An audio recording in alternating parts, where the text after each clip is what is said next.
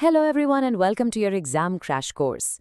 आज हम स्टार्ट कर रहे हैं यूनिट 5 जो कि है formation of partnership firm and joint stock company. और इसके पहले सेशन में हम पूरी तरह फोकस करेंगे पार्टनरशिप पर। So are you ready? Let's get started. चलिए एक रियल लाइफ सिचुएशन से शुरू करते हैं। सोचो आपका नाम राहुल है और आपका एक सक्सेसफुल सोलो बिजनेस है। मस्त चल रहा है, सारा कंट्रोल आपके हाथ में, सारा प्रॉफिट आपका। लेकिन जैसे जैसे बिजनेस बढ़ रहा है, काम भी बढ़ रहा है, तभी आपका एक दोस्त जिस पे आप भरोसा करते हो ऑफर देता है, भाई पार्टनर बन जाते हैं। अब सबसे बड़ा सवाल, आपको हाँ बोलना चाहिए या ना? इस सेशन के एंड तक आपको इसका जवाब बिल्कुल क्लियर हो जाएगा। ओके, सो हम इस सेशन में क्या क्या कवर करने वाले हैं? पहले हम समझेंगे कि पार्टनरशिप का आखिर मतलब क्या है। फिर हम देखेंगे इसके रूल्स क्या हैं, यानी इसके फीचर्स।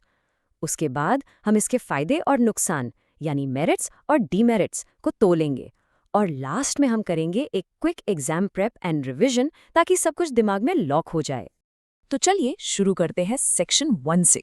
सवाल ये है कि एक बिजनेस को आखिर पार्टनरशिप की जरूरत पड़ती ही कब है? ये यूजुअली तब होता है जब बिजनेस इतना बड़ा हो जाता है कि एक इंसान उसे अकेले मैनेज नहीं कर पाता। वही पॉइंट है जहां एक से भले दो वाली बात जरूरी हो जाती है। अब देखो, इसका कोर कॉन्सेप्ट कितना सिंपल है। पार्टनरशिप का सीधा सा फॉर्मूला है, team up plus profit share. जब दो या दो से ज्यादा लोग मिलकर एक बिजनेस चलाने और उसके प्रॉफिट्स को शेयर करने के लिए अग्री करते हैं तो उसे कहते हैं पार्टनरशिप। और इन सभी पार्टनर्स को मिलाकर कलेक्टिवली हम कहते हैं फर्म। Simple right? ओके, अब ध्यान से समझो। ये है इसकी legal definition as per the Indian Partnership Act 1932। Exam में ये पॉइंट बहुत इंपॉर्टेंट है, इसको अंडरलाइन कर लो। डेफिनेशन कहती है, partnership is the relation between two or more persons who agree to share profits of a business carried on by all or any of them acting for all. इसका जो last part है ना, carried on by all or any of them acting for all, ये सबसे crucial है। इसका मतलब है कि बिजनेस या तो सभी पार्टनर्स मिलकर चला सकते हैं या उनकी तरफ से कोई एक पार्टनर भी सबके लिए काम कर सकता है। चलो अब आगे बढ़ते हैं और देखते हैं the rules of the game, यानी पार्टनरशिप के की फीचर्स। इन्हें समझना बहुत जरूरी है, स्पेशली लॉन्ग आंसर क्वेश्चंस के लिए। इससे ही आपको पार्टनरशिप का पूरा कॉन्सेप्ट क्लियर होगा।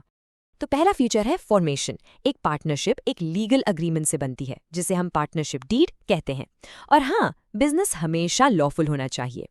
दूसरा, मेंबर्स। कम से कम 2 और ज्यादा से ज्यादा 50 मेंबर्स हो सकते हैं।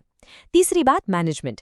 सारे इंपॉर्टेंट डिसीजंस सबकी आपसी सहमति से यानी म्यूचुअल कंसेंट से लिए जाते हैं। और चौथा, रिस्क शेयरिंग। यहाँ सिर्फ प्रॉफिट नहीं बल्कि बिजनेस के सारे लॉसेस भी सभी पार्टनर्स आपस में शेयर करते हैं। अब आते हैं सबसे इंपॉर्टेंट और सबसे खतरनाक पॉइंट पर, अनलिमिटेड लायबिलिटी। इसका मतलब क्या है? सोचो, अगर बिजनेस का पैसा कर्जा चुकाने के लिए खत्म हो गया तो क्या आपका पर्सनल आईफोन भी सेफ है? बिल्कुल नहीं। अनलिमिटेड लायबिलिटी का मतलब है कि अगर फर्म के एसेट्स कम पड़ गए तो क्रेडिटर्स यानी जिन्हें पैसे देने हैं वो पार्टनर्स के पर्सनल एसेट्स जैसे उनका घर, गाड़ी को बेचकर भी अपना पैसा वसूल कर सकते हैं। चलो अगले फीचर्स देखते हैं। नेक्स्ट है म्यूचुअल एजेंसी। इसका मतलब है हर पार्टनर फर्म का ओनर भी है और एजेंट भी। अगर एक पार्टनर ने फर्म के नाम पर कोई कॉन्ट्रैक्ट साइन कर दिया तो उसके लिए बाकी सारे पार्टनर्स लीगली रिस्पॉन्सिबल होंगे। फिर है नॉन ट्रांसफरेबिलिटी ऑफ शेयर। आप अपना हिस्सा किसी और को ऐसे ही नहीं बेच सकते जब तक सारे पार्टनर्स हाँ ना बोल दे। और आखिरी, लैक ऑफ कंटिन्यूटी। अगर एक पार्टनर मर जाए तो फर्म का क्या होगा? किसी भी पार्टनर की डेथ, रिटायरमेंट या पागल हो जाने से फर्म बंद हो सकती है यानी डिसॉल्व हो सकती है। ठीक है, अब जब हमने रूल्स समझ लिए हैं तो अब एक सिक्के के दोनों पहलू देखते हैं, the good versus the bad. Partnership को ठीक से समझने के लिए इसके फायदे और नुकसान दोनों को जानना जरूरी है। पहले बात करते हैं एडवांटेजेस की। नंबर 1, इसको शुरू करना और बंद करना काफी आसान होता है।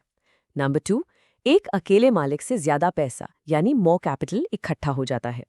तीसरी चीज है बैलेंस्ड डिसीजन मेकिंग, क्योंकि जब ज्यादा लोग होते हैं तो ज्यादा आइडियाज आते हैं।